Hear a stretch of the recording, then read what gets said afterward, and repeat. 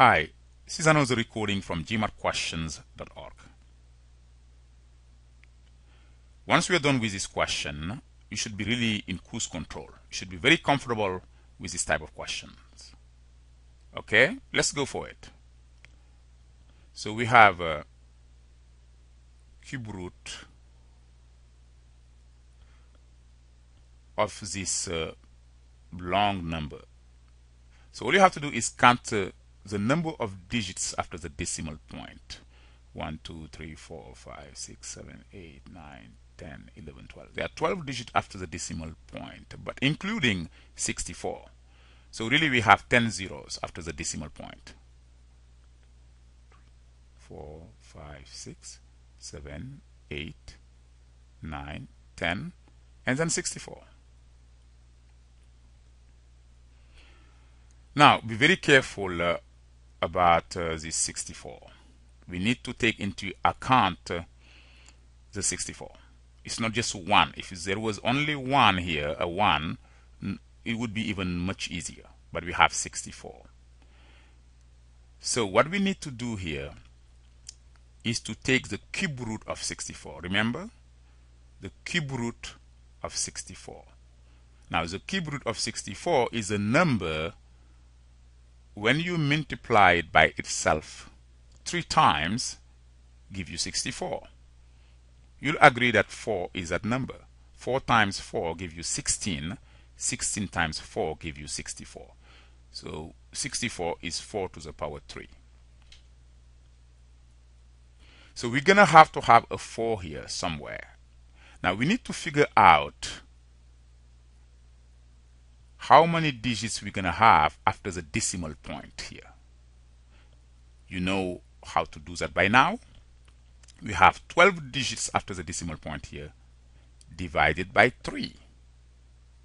12 divided by 3 is 4.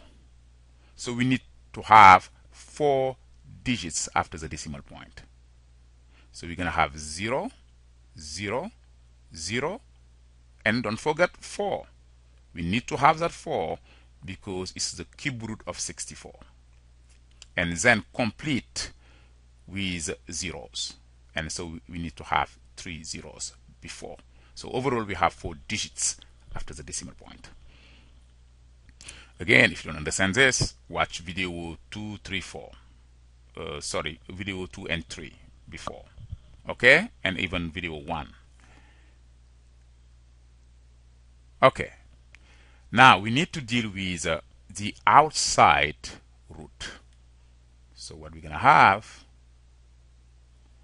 is 0.0004, and that's the square root. There's nothing here. Okay. Here also we're going to be wary of the 4 here. We need to take the square root of 4. What is the square root of 4? It's 2. So we're going to have a 2 here. Okay, so remember that we're going to have a 2. But how many zeros before the 2? Let's find out. We have 4 digits after the decimal point. 4 divided by 2 give you 2. So we're going to have 0 and 2. We have the 2 that come from the 4, the square root of 4, and we have 2 digits after the decimal point, 0 and 2. And the 2 digits after the decimal point, again, once again, come from 4 digits here divided by 2. Great. And that is our answer. As you can see, D is the correct answer. Let's write it down.